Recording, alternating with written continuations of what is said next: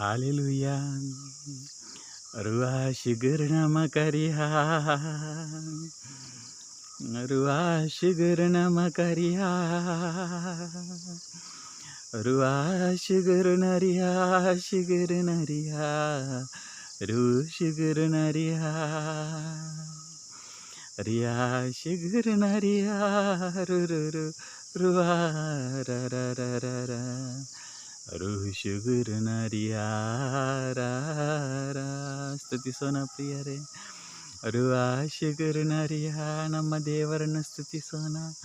ಋಷುಗುರುನ ಕರಿಯ ಆತನ ಮಹತ್ ಕಾರ್ಯಗಳನ್ನು ವರ್ಣಿಸೋಣ. ಋಷುಗುರುನ ಮಕರಿಯ ಶುಗುರುನರಿಯ ಆತನು ಮಾಡಿರುವ ಎಲ್ಲ ಉಪಕಾರಗಳನ್ನು ಸ್ಮರಿಸೋಣ.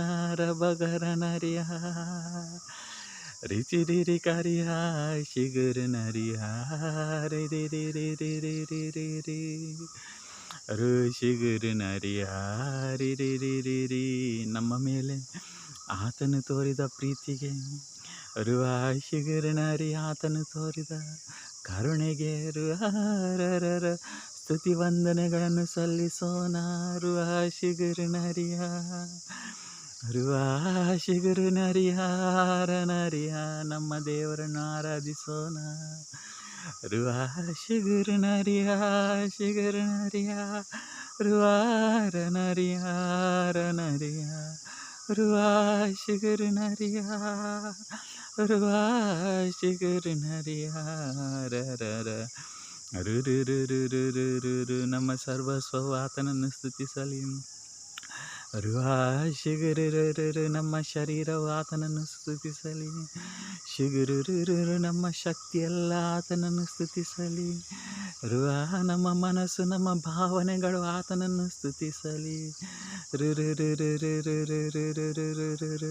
ನಮ್ಮಲ್ಲಿರುವುದು ಸಕಲವು ಆತನನ್ನು ಸ್ತುತಿಸಲಿ, ಆತನನ್ನು ಮಹಿಮೆ ಪಡಿಸಲಿ. ಶಿಗುರುನರಿಯ ಋಷಿಗುರುನರಿಯ ರೇ ಭಗರಿಯ ಋಗುರು ಶಿಗುರು ಋಷಿಗುರುನರಿಯ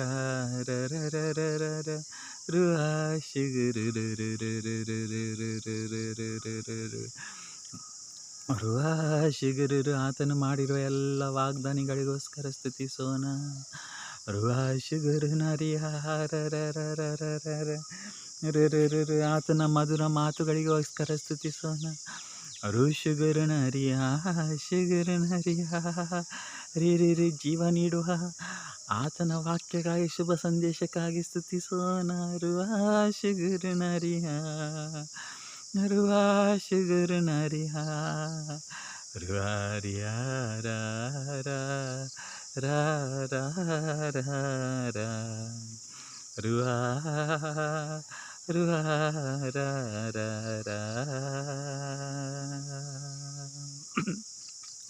ಪ್ರಿಯರೇ, ದೇವರು ನಮಗೆ ಕೊಟ್ಟ ಎಲ್ಲ ವರದಾನಗಳಲ್ಲಿ ಶ್ರೇಷ್ಠವಾದ ವರದಾನ ಆತನ ಮಾತುಗಳನ್ನು ಕೇಳುವ ವರದಾನ.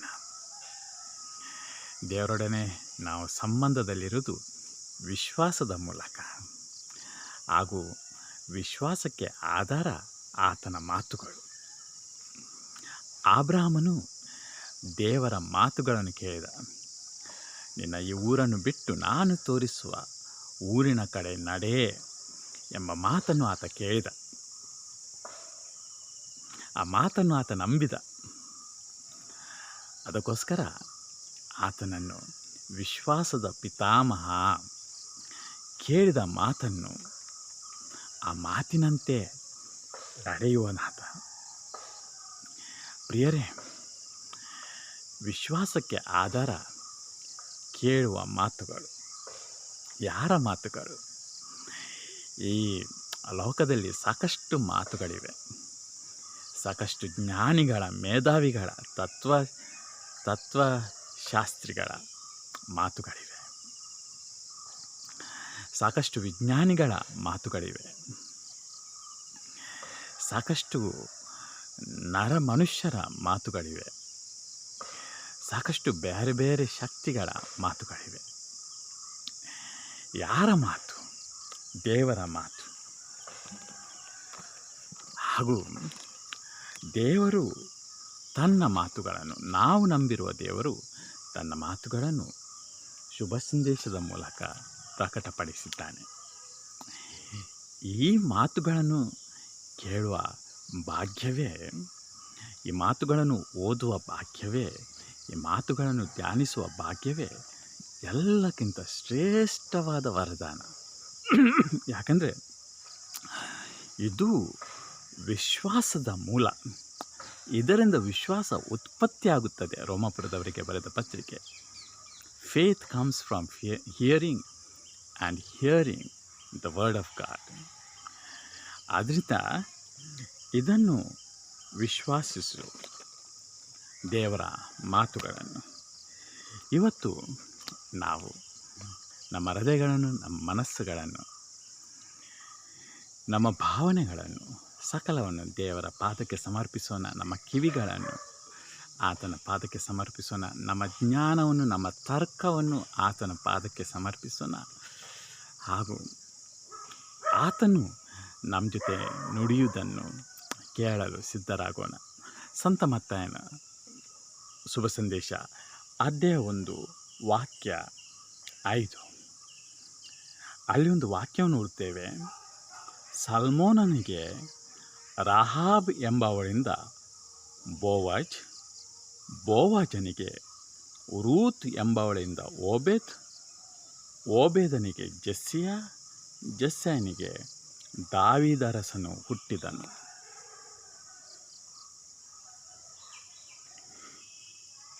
ಸಲ್ಮೋನನಿಗೆ ರಾಹಾಬ್, ರಾಹಾಬ್ ಎಂಬವಳಿಂದ ಬೋವಾಜ್. ಇವತ್ತು ನಾವು ಸಲ್ಮೋನನ ಬಗ್ಗೆ ಆಗಲಿ ರಹಾಬ್ನ ಬಗ್ಗೆ ಆಗಲಿ ಅಲ್ಲ, ಬೋವಾಜನಿಗೆ ರೂತ್ ಎಂಬವಳಿಂದ ಓಬೇದ್, ಓಬೇದನಿಗೆ ಜೆಸ್ಸೆಯ, ಜೆಸ್ಸನಿಗೆ ದಾವೀದರಸನು ಹುಟ್ಟಿದನು. ನಾವಿವತ್ತು ಬೋವಾಜನಿಗೆ ರೂತ್ ಎಂಬವಳಿಂದ ಓಬೇದ್, ಈ ರೂತಳ ಬಗ್ಗೆ ಪ್ರಿಯರೇ, ಈ ರೂತಳ ಬಗ್ಗೆ ಸಂಪೂರ್ಣವಾಗಿ ಅಲ್ಲ, ಆದರೆ ರೂತಳ ಬಗ್ಗೆ, ರೂತಳ ಗ್ರಂಥ ಅಧ್ಯಾಯ 1 ವಾಕ್ಯ 1ರಿಂದ 5 ತನಕ ನಾವು ಕೇಳೋಣ. ದೇವರು ನಮ್ಮೆಲ್ಲರನ್ನು ಸ್ಪರ್ಶಿಸುವ ಸಮಯವಿದು, ಎಲ್ಲರನ್ನು ಆಶೀರ್ವದಿಸುವ ಸಮಯವಿದು, ನಮಗೆ ವಿಶ್ವಾಸದ ವರದಾನವನ್ನು ದಯಪಾಲಿಸುವ ಸಮಯವಿದು.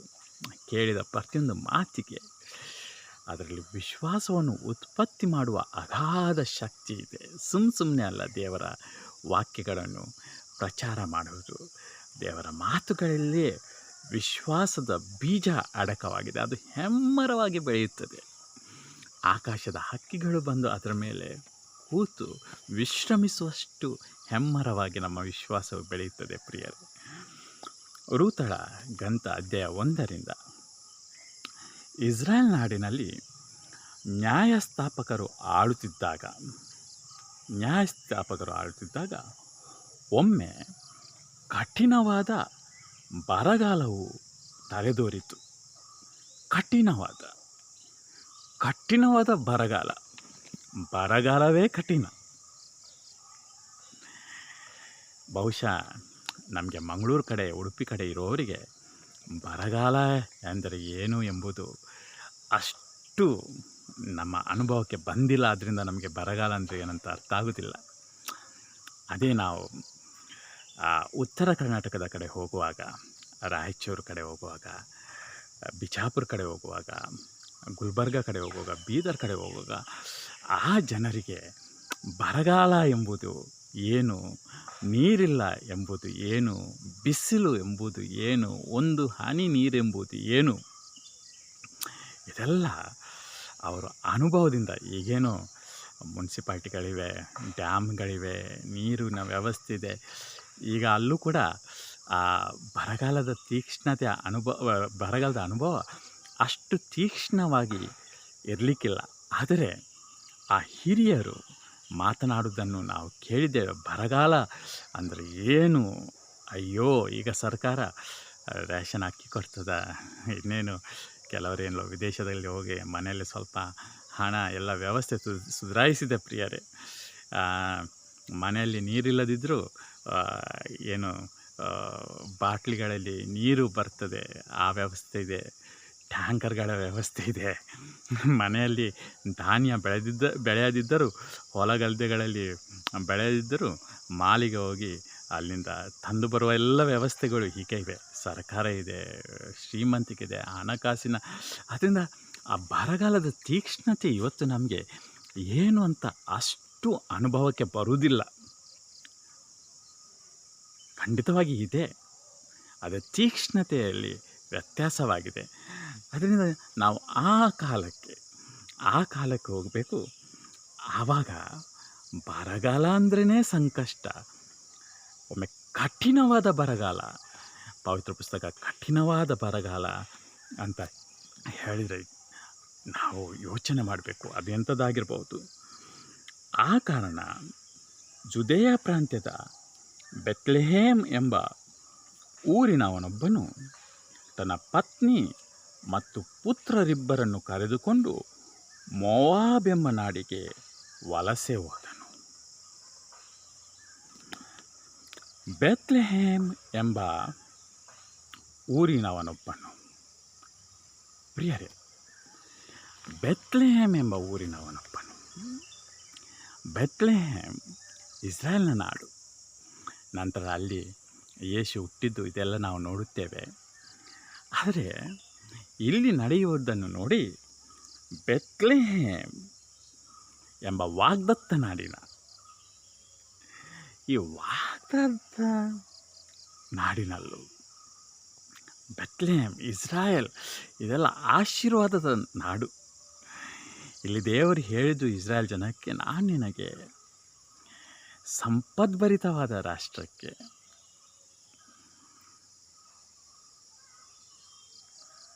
Land flowing with milk and ಹಾನಿ ಅಂಥ ಸಂಪದ್ಭರಿತ ನಾಡಿಗೆ ನಾನು ನಿಮಗೆ ಕರೆದುಕೊಂಡು ಹೋಗ್ತೇನೆ ಅಂತ ಎಲ್ಲಿ ಇಸ್ರಾಯೇಲ್ ಕರ್ಕೊಂಡು ಹೋದರೂ ಅಲ್ಲಿ ಕಠಿಣವಾದ ಬರಗಾಲ. ಪ್ರಿಯರೇ, ವಾಗ್ದತ್ತ ನಾಡಿನಲ್ಲಿ ಬರಗಾಲ ನಾವು ನೋಡ್ತಾ ಹೋಗಬೇಕಾದ್ರೆ, ಈ ನ್ಯಾಯಸ್ಥಾಪಕರು ಆಡುತ್ತಿದ್ದಾಗ ಅದೊಂದು ಒಂಥರ, ಈ ನ್ಯಾಯಸ್ಥಾಪಕರು ಮೊದಲ ಕೆಲವು ನ್ಯಾಯಸ್ಥಾಪಕರನ್ನು ಬಿಟ್ಟು ನಂತರ ಬರುವಾಗ ಅದೊಂದು ಇಸ್ರಾಯೇಲ್ ಚರಿತ್ರೆಯಲ್ಲಿ ಒಂದು ಕ್ರೂರವಾದ ಸಮಯವಾಗಿತ್ತು. ಕ್ರೂರತೆ.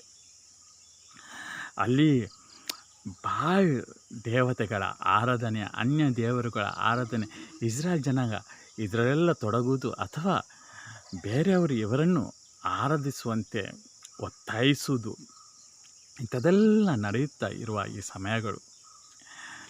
ಪ್ರಿಯರೇ, ನೆನಪಿಟ್ಕೊಳ್ಳೋಣ, ದೇವರು ಎಷ್ಟೋ ವಾಗ್ದಾನಗಳನ್ನು ಈ ಪವಿತ್ರ ಗ್ರಂಥದಲ್ಲಿ ನಮಗೋಸ್ಕರ ಮಾಡಿದ್ದಾರೆ.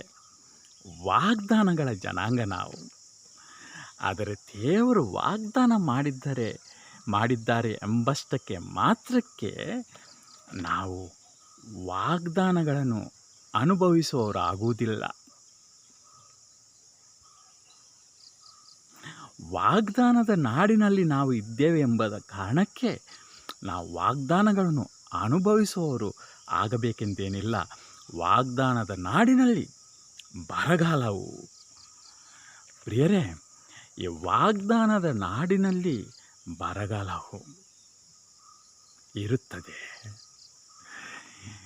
ಆದ್ದರಿಂದ ದೇವರಿಗೆ ಪ್ರಾಮಾಣಿಕರಾಗಿ ನಡೆಯುವುದು, ಆತನ ಚಿತ್ತಕ್ಕೆ ಅನುಸಾರವಾಗಿ ನಡೆಯುವುದು, ಅದು ಅತ್ಯಂತ ಪ್ರಮುಖವಾಗಿದೆ. ದೇವರ ವಾಗ್ದಾನಗಳಿಗೆ ಅನುಸಾರವಾಗಿ ನಡೆಯುವುದು ಮಾತ್ರವಲ್ಲ, ದೇವರೇ ನೀನು ಅದನ್ನು ವಾಗ್ದಾನ ಮಾಡಿದ್ದು, ಇವತ್ತು ಏನೋ ನಮ್ಮ ಕ್ಲೇಮಿಂಗ್ ಅಂತ ಹೇಳಿಕೊಂಡು ದೇವರು ಮಾಡಿದ ವಾಗ್ದಾನಗಳನ್ನು ಕ್ಲೇಮ್ ಮಾಡು. ನಿನಗೆ ಈ ಕಾಯಿಲೆ ಬಂದಿದೆ ನೋಡು, ದೇವರು ಇಲ್ಲಿ ಹೀಗೆ ಹೇಳಿದ್ದಾರೆ, ಕ್ಲೇಮ್ ಮಾಡು. ನಿನಗೆ ಹಸಿವು ಬಂದಿದೆ, ಇದನ್ನು ಕ್ಲೇಮ್ ಮಾಡು. ನಿನಗೆ ಪ್ರಾಪರ್ಟಿಯಲ್ಲಿ ಏನೋ ಹೆಚ್ಚು ಕಮ್ಮಿ ಆಗ್ತಿದೆ, ಇದನ್ನು ಕ್ಲೇಮ್ ಮಾಡು. ಇಲ್ಲಿ ಇದನ್ನು ಬರೆದಿದ್ದಾರೆ, ಅಲ್ಲಿ ಅದನ್ನು ಬರೆದಿದ್ದಾರೆ. ಈ ವಾಗ್ದಾನಗಳಿವೆ, ಆ ವಾಗ್ದಾನಗಳಿವೆ. ಪ್ರಿಯರೇ, ದೇವರ ವಾಗ್ದಾನಗಳನ್ನು ಪಡೆದುಕೊಳ್ಳುವುದು ಕ್ಲೇಮ್ ಮಾಡಿ ಅಲ್ಲ.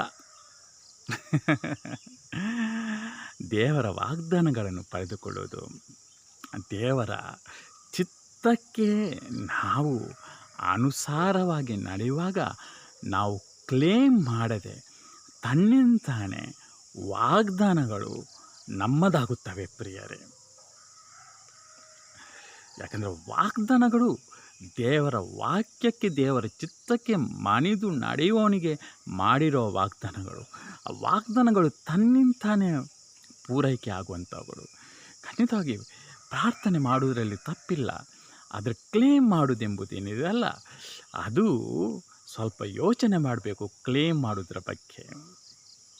V are not here to claim, but we are here to live according to his will and having the assurance that the Lord has promised and He will fulfill His promise. ದೇವರೇ, ನೀನು ವಾಗ್ದಾನ ಮಾಡಿದ್ದೆಲ್ಲವೂ ನನ್ನ ಜೀವನದಲ್ಲಿ ತನ್ನಿಂತಾನೇ ನೆರವೇರುತ್ತದೆ ಎಂಬ ಊರಿನೊಬ್ಬನು, Bethlehem ಎಂಬ ಊರಿನವನೊಬ್ಬನು ತನ್ನ ಪತ್ನಿ ಮತ್ತು ಪುತ್ರರಿಬ್ಬರನ್ನು ಕರೆದುಕೊಂಡು ಮೋವಾಬ್ ಎಂಬ ನಾಡಿಗೆ ವಲಸೆ ಹೋದನು. ನೋಡಿ ಏನಾಯಿತು. ಮೋವಾಬ್ ಎಂಬ ನಾಡಿಗೆ ವಲಸೆ ಹೋಗುವ ಗತಿ ಇಸ್ರಾಯೇಲಿನ ಪುರುಷನಿಗೆ ಮೋವಾಬ್ ನಾಡಿಗೆ ವಲಸೆ ಹೋಗುವ ಗತಿ. ಈ ಮೋವಾಬ್ ನಾಡು ಪ್ರಿಯರೇ, ಇಸ್ರಾಯೇಲರು ಮೋವಾಬಿಗೆ ಹೋಗುವುದಂದರೆ ಅದೊಂದು ಹೀನವಾದ. ಯಾಕೆಂದರೆ ಆದಿಕಾಂಡ 19ರಲ್ಲಿ ನಾವು ಓದುತ್ತೇವೆ, ಅಲ್ಲಿ ಲೋಟನ ಇಬ್ಬರು ಹೆಣ್ಮಕ್ಕಳು, ಲೋಟನ ಇಬ್ಬರು ಹೆಣ್ಣುಮಕ್ಕಳು ಏನಾಯಿತು, ಅವರು ಸಂತಾನಾಭಿವೃದ್ಧಿಗಾಗಿ ತನ್ನ ತಂದೆ ಜೊತೆ ಮಲಗಿಕೊಂಡರು. ನೀವು ಆದಿಕಾಂಡ 19ರಲ್ಲಿ ನಾವು ಈ ಘಟನೆ ಓದುತ್ತೇವೆ. ಇದು ಎಲ್ಲ ಜಲಪ್ರವಾಹ ಬಂದ ನಂತರದ ಘಟನೆಗಳು. ಲೋಟನ ಇಬ್ಬರು ಹೆಣ್ಣುಮಕ್ಕಳು ಯೋಚನೆ ಮಾಡ್ತಾರೆ, ನಮಗೆ ಇನ್ನು ಸಂತಾನ ವೃದ್ಧಿ ಆಗಲಿಕ್ಕೆ ಯಾವ ಪುರುಷನೂ ಇರಲಿಲ್ಲ, ನಮ್ಮ ತಂದೆಯೊಟ್ಟಿಗೆ ಮಲಗಿಕೊಳ್ಳುವ ಅಂತ ಹೇಳಿಕೊಂಡು ತಂದೆಗೆ ಅಮಲು ಕೊಟ್ಟು ಶರಿ ಕೊಟ್ಟು ಅಲ್ಲಿ ತಂದೆಯೊಟ್ಟಿಗೆ ಮಲಗಿಕೊಂಡು ಸಂತಾನಾಭಿವೃದ್ಧಿ ಮಾಡಿಕೊಂಡ ಘಟನೆ. ಆದ್ದರಿಂದ ಅಲ್ಲಿ ಅವರಿಗೆ ಈ ಲೋಟನ ಇಬ್ಬರು ಹೆಣ್ಣುಮಕ್ಕಳು ಸಂತಾನಾಭಿವೃದ್ಧಿಗೋಸ್ಕರ ತನ್ನ ತಂದೆಯ ಜೊತೆ ಮಲಗಿಕೊಂಡರು. ಅಲ್ಲಿ ಇಬ್ಬರಿಗೆ 2 ಮಕ್ಕಳು ಹುಟ್ಟಿದರು. ಹಿರಿಯ ಮಗಳ ಸಂತಾನ ಮೋವಾಬ್ಯರು. ಆ ಹಿರಿಯ ಮಗಳ ಸಂತಾನ ಮೋವಾಬ್ಯರು. ಅದರಿಂದ ನಾವು ಪುನಃ ಬೈಬಲಲ್ಲಿ ಓದ್ತೇವೆ ನೋಡಿ, ಮೋವಾಬ್ಯರು ಶಾಪಗ್ರಸ್ತರು. ಯಾಕೆಂದರೆ ತಂದೆಯೊಟ್ಟಿಗೆ ಸಂತಾನ ಬಂದದ್ದು ಕ್ರೂರಿಗಳು ಅವರು. ಮೋವಾಬ್ಯರು ಮತ್ತು ಕಿರಿಯ ಮಗಳ ಸಂತಾನ ಅಮೋನಿಯರು. ಇವರ ಬಗ್ಗೆ ನಾವು ನಿರಂತರವಾಗಿ ಬೈಬಲಲ್ಲಿ ಓದ್ತೇವೆ. ಇವರ ಕ್ರೌರ್ಯತೆ ಎಷ್ಟಿತ್ತು, ಇವರ ಹೀನ ಕಾರ್ಯಗಳು ಎಂಥದ್ದಿದ್ದವು ಎಂಬುದನ್ನು ಕೊಡು.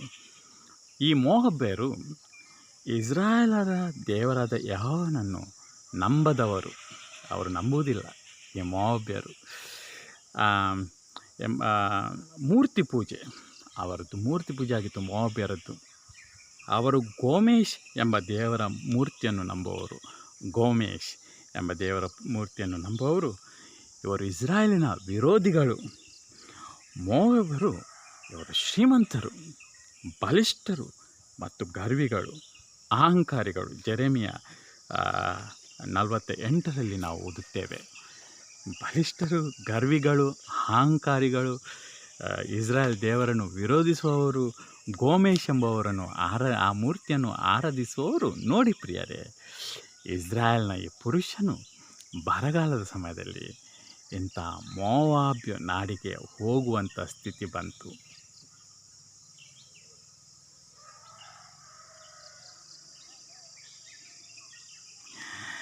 ಅಲ್ಲಿದ್ದು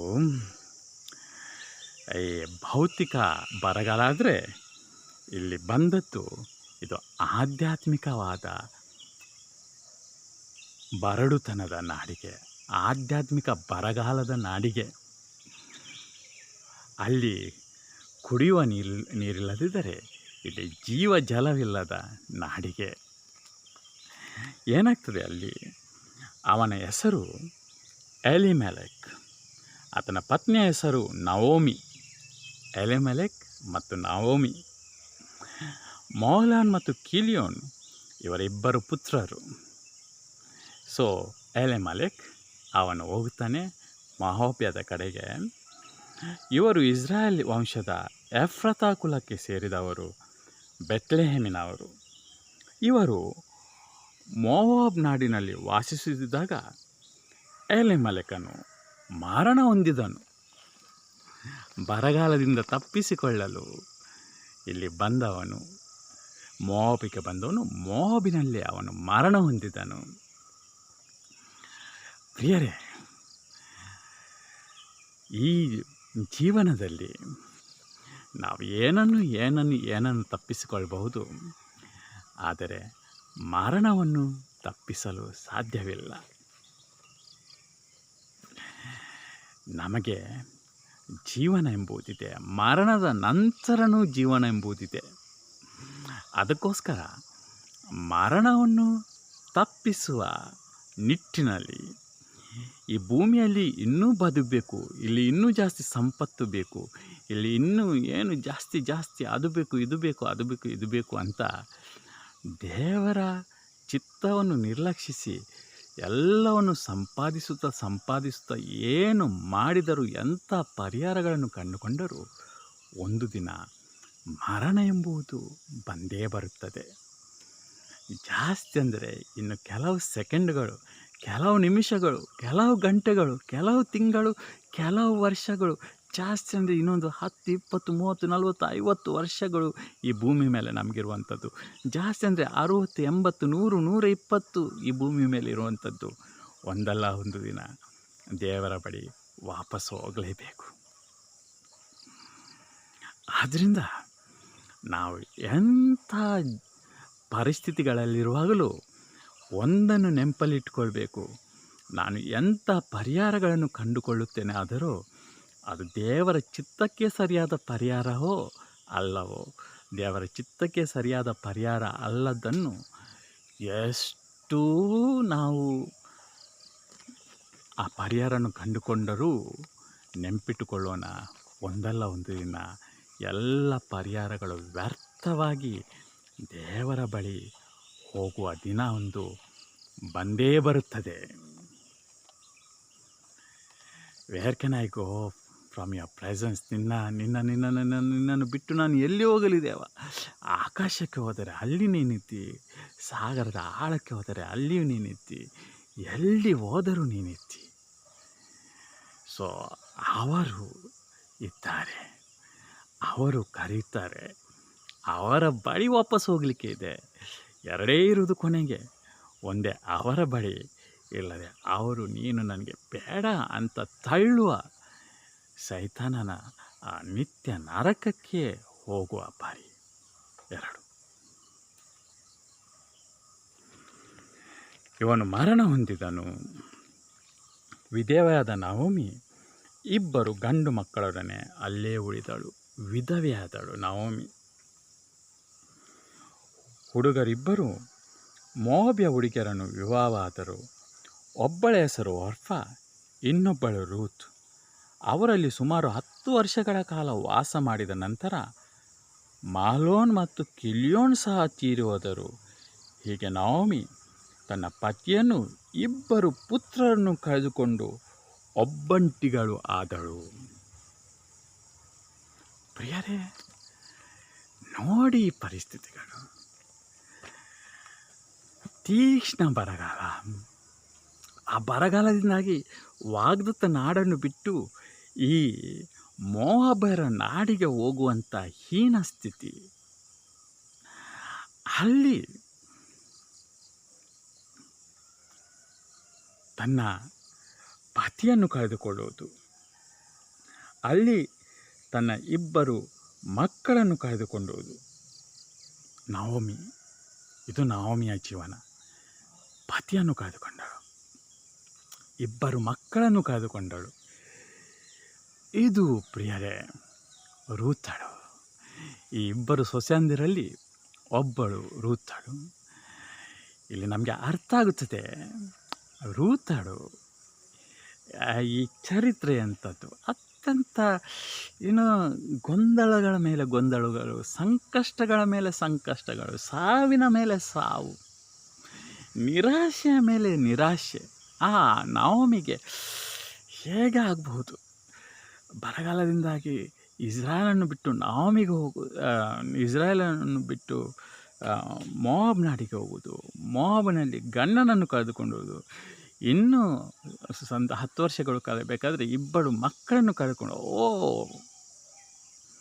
ಆದರೆ ನವಮಿ ದೇವರಿಗೆ ಪ್ರಾಮಾಣಿಕವಾಗಿ ಬದುಕಿದರು. ಆತ ಜೀವನ ಶೈಲಿಯಿಂದ ರೂತಳು ಇಷ್ಟು ಈ ನವಮಿಯಲ್ಲಿ ಆಕರ್ಷಿತಳಾದಳು.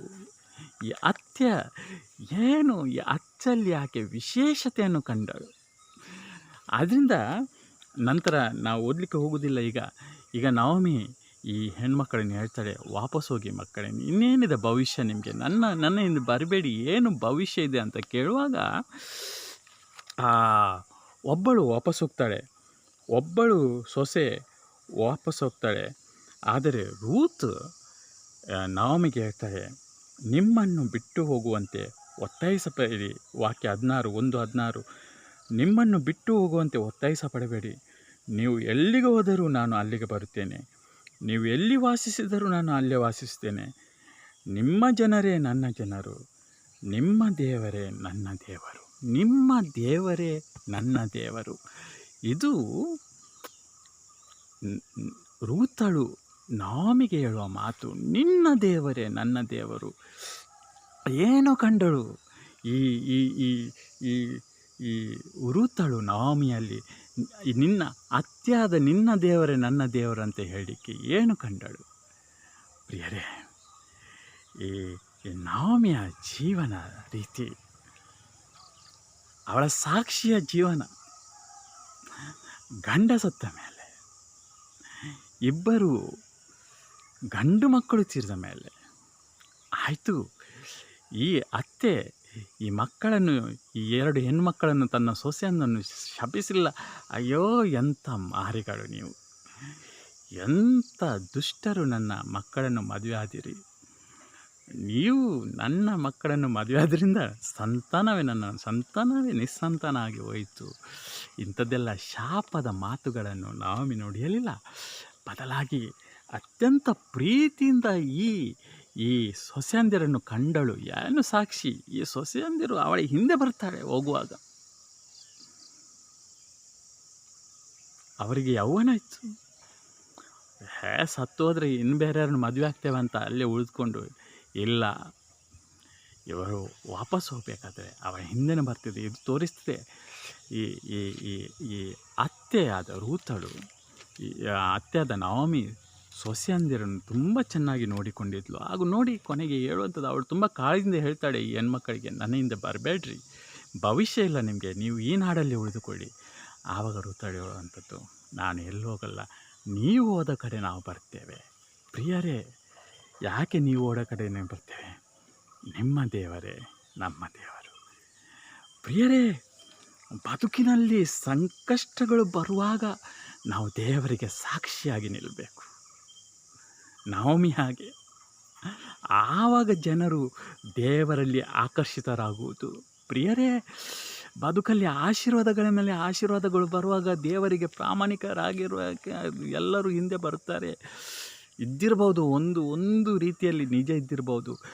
ಅದಕ್ಕಿಂತ ಬಲವಾದ ಸಾಕ್ಷಿ ಏನೆಂಬುದನ್ನು ನಾನು ಹೇಳುತ್ತೇನೆ. ಬದುಕಲ್ಲಿ ಸಂಕಟಗಳ ಮೇಲೆ ಸಂಕಟಗಳು ಬರುವಾಗ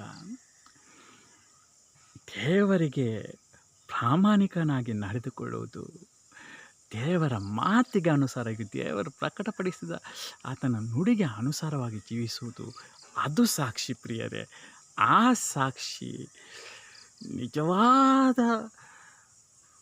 ನಿಜವಾಗಿಯೂ ಜನರನ್ನು ದೇವರ ಕಡೆ ಆಕರ್ಷಿಸುತ್ತದೆ.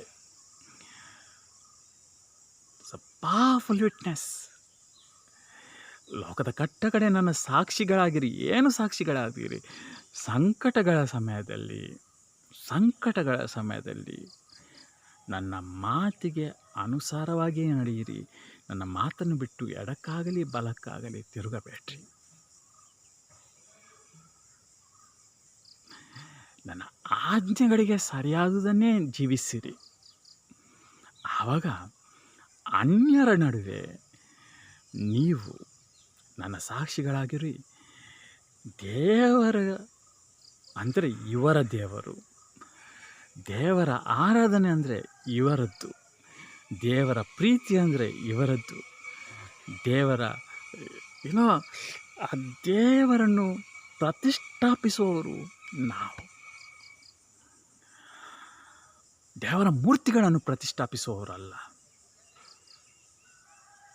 ದೇವರ ಮಂದಿರಗಳನ್ನು ಪ್ರತಿಷ್ಠಾಪಿಸುವವರು ಅಲ್ಲ,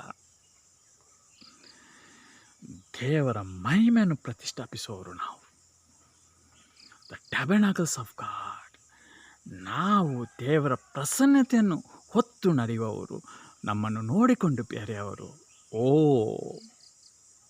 ಇಗೋ ನನ್ನ ದೇವರು, ಇವನಲ್ಲಿರುವ ದೇವರು ನನ್ನ ದೇವರು, ಇವನು ಆರಾಧಿಸುವ ದೇವರು ನನ್ನ ದೇವರು, ಇವನು ನಂಬೋ ದೇವರು ನನ್ನ ಸೃಷ್ಟಿಕರ್ತ, ಇವನ ನಂಬೋ ದೇವರು ನನ್ನ ತಂದೆ. ಇದು ನಿಜವಾದ ದೇವರಂದರೆ ಪ್ರಿಯರೇ. ಕೊನೆಗೆ ನಾವು ರೂತಳು ಕೊನೆಯ 4 ಅಧ್ಯಾಯಗಳಿರುವಂಥದ್ದಲ್ಲಿ ಆ 4ನೇ ಅಧ್ಯಾಯದ ಕೊನೆಯ ಭಾಗಕ್ಕೆ ಬರುವಾಗ ನೆರೆಯವರೇ ಆ ಮಹಿಳೆಯರು ನವೋಮಿಗೆ ಕುಲಪುತ್ರನೊಬ್ಬನು ಹುಟ್ಟಿದ್ದಾನೆ ಎಂದು ಹೇಳಿ ಆ ಮಗುವಿಗೆ ಓಬೇದೆಂದು ಹೆಸರಿಟ್ಟನು. ಇವನೇ ಜೆಸ್ಸೆಯನ ತಂದೆ, ದಾವಿದನ ತಾತ, ದಾವಿದ ಅರಸನ ತಾತ. ಸೊ ಈ ದಾವಿದ ಎಂಬ ಈ ಮಹಾನ್ ಪುರುಷ ಹುಟ್ಟುವುದರ ಹಿಂದೆ, ದಾವಿದ ಎಂಬ ಮಹಾನ್ ಪುರುಷ ಹುಟ್ಟುವುದರ ಹಿಂದೆ ಅಲ್ಲಿ ರೂತ್ ಎಂಬ ಅಜ್ಜಿದ್ದಾಳೆ, ಆ ಮುತ್ತಜ್ಜಿದ್ದಾಳೆ. ಆ ರೂತನ ಹಿಂದೆ ನವೋಮಿ ಎಂಬಾಕೆಯ ವಿಶ್ವಾಸವಿದೆ. ನವೋಮಿ ತನ್ನ ದೇವರಿಗೆ ಸಾಕ್ಷಿಯಾಗಿ ಬದುಕಿದಳು. ತನ್ನ ಸೊಸೆಯಂದಿರನ್ನು ಅತ್ಯಂತ ಪ್ರೀತಿಯಿಂದ ಗೌರವದಿಂದ ಕಂಡಳು. ನಿಜವಾಗಿ ದೇವರು ಹೇಳಿದ ಆ ಚಿತ್ತಕ್ಕನುಸಾರವಾಗಿ ದೇವರನ್ನು ನೆರೆಯವರನ್ನು ಪ್ರೀತಿಸು ಎಂಬ ಅಂತೆಯೇ ತನ್ನ ದೇವರನ್ನು ನೆರೆಯವರನ್ನು ಪ್ರೀತಿಸಿದಳು. ಆ ಸಾಕ್ಷ್ಯ ಜೀವನ ರೂತಳಿಗೆ ನವೋಮಿಯನ್ನು ಹಿಂಬಾಲಿಸುವಷ್ಟು, ನಿನ್ನ ದೇವರು ನನ್ನ ದೇವರು ಎನ್ನುವಷ್ಟು ಮಟ್ಟಿಗೆ ದೃಢಪಡಿಸಿತು. ಕೊನೆಗೆ ಆ ನವೋಮಿಯ ರೂತಳಿಗೆ ಒಂದು ಮದುವೆಯ ವ್ಯವಸ್ಥೆಯನ್ನು ಮಾಡುವಲ್ಲಿ ಸಫಲರಾದರು. ಹಾಗೂ ಆ ಮೂಲಕ ದಾವಿದನೆಂಬವನು ಆ ವಂಶದಲ್ಲಿ ಹುಟ್ಟಿದನು. ಆ ದಾವಿದ ವಂಶದಲ್ಲಿ ಯೇಸು ಹುಟ್ಟಿದನು. ಆ ಯೇಸು ಹುಟ್ಟಿದ ಫಲವಾಗಿ ನಾವು ಮತ್ತು ನೀವು ಇವತ್ತು ದೇವರನ್ನು ಆರಾಧಿಸುತ್ತಾ ಇದ್ದೇವೆ. ಪ್ರಿಯರೇ, ಕಣ್ಣಿಗೆ ಕಾಣದ ಆ ದೇವರನ್ನು ನವೋಮಿ ಅಷ್ಟಾಗಿ ನಂಬಿ ಒಂದು ಸಾಕ್ಷಿಯಾದಳು. ಅವಳಿಗೆ ಇದೆಲ್ಲ ಇದ್ದಿಲ್ಲ, ಆವಾಗ ಪುಸ್ತಕಗಳು ಇದ್ದಿಲ್ಲ, ಅವಳಿಗೆ ಬಲಿಪೂಜೆ ಇದ್ದಿಲ್ಲ, ಅವಳಿಗೆ ಯೇಸುವನ್ನು ಸ್ವೀಕರಿಸಿದೆಲ್ಲ ಹೊಸ ಒಡಂಬಡಿಕೆಯ ಪ್ರಜೆಗಳಾದ ನಮಗೆ ಸಿಕ್ಕಿರೋ ಭಾಗ್ಯ. ನಾವು ಆ ದೇವರನ್ನು ಕಂಡಿದ್ದೇವೆ. ಯೇಸು ವಾಕ್ಯವಾಗಿದ್ದವರು ಮನುಷ್ಯ ರೂಪವನ್ನು ತಾಳಿಕೊಂಡು ನಮ್ಮ ನಡುವೆ ವಾಸ ಮಾಡಿದರು. ಮಾತ್ರವಲ್ಲ, ಈಗೋ ನನ್ನ ಶರೀರ, ಈಗೋ ನನ್ನ ರಕ್ತ ಅಂತ ಹೇಳಿಕೊಂಡು ಆ ಶರೀರ ರಕ್ತವನ್ನು ಕೊಟ್ಟು ಯೇಸು ನಮ್ಮನ್ನು ಆತನ ಆಲಯವನ್ನಾಗಿ, ಪವಿತ್ರಾತ್ಮನ ಮಂದಿರವನ್ನಾಗಿ, ಅಯ್ಯೋ ಇನ್ನೇನು ಮಾಡಿದರು. ನವೋಮಿಗೆ ಅಂಥ ಸಾಕ್ಷಿಯಾಗುವ ಆ ಒಂದು ಅವಕಾಶ ಇತ್ತಾದರೆ ನಮಗೆ ಇನ್ನೇನು ಅವಕಾಶಗಳನ್ನು ದೇವರು ಕೊಟ್ಟಿದ್ದಾರಲ್ಲ. ನವೋಮಿಗಿಂತ ಇನ್ನೂ ಎಷ್ಟು ಶ್ರೇಷ್ಠವಾದ ಆಶೀರ್ವಾದಗಳಿಂದ ವರದಾನಗಳಿಂದ ದೇವರು ನಮ್ಮನ್ನು ತುಂಬಿತಾರಲ್ಲ. ನಾವಗಿಂತ ಇನ್ನೂ ಎಷ್ಟು ಜ್ಞಾನದಿಂದ, ದೈವಿಕ ಜ್ಞಾನದಿಂದ ದೇವರು ನಮ್ಮನ್ನು ತುಂಬಿತಾರಲ್ಲ. ಪ್ರಿಯರೇ, ಸಾಕ್ಷಿಗಳಾಗೋಣ. ನಮ್ಮನ್ನು ನೋಡಿಕೊಂಡು ನಮ್ಮದೇ ತಂದೆ, ನಮ್ಮದೇ ತಾಯಿ, ನಮ್ಮದೇ ಸಹೋದರ, ನನ್ನದೇ ಹೆಂಡತಿ, ನನ್ನದೇ ಮಗು, ನನ್ನದೇ ಗಂಡ, ನನ್ನದೇ ನೆರೆಯವರು, ನನ್ನದೇ ಅಕ್ಕಪಕ್ಕದಲ್ಲಿರೋರು,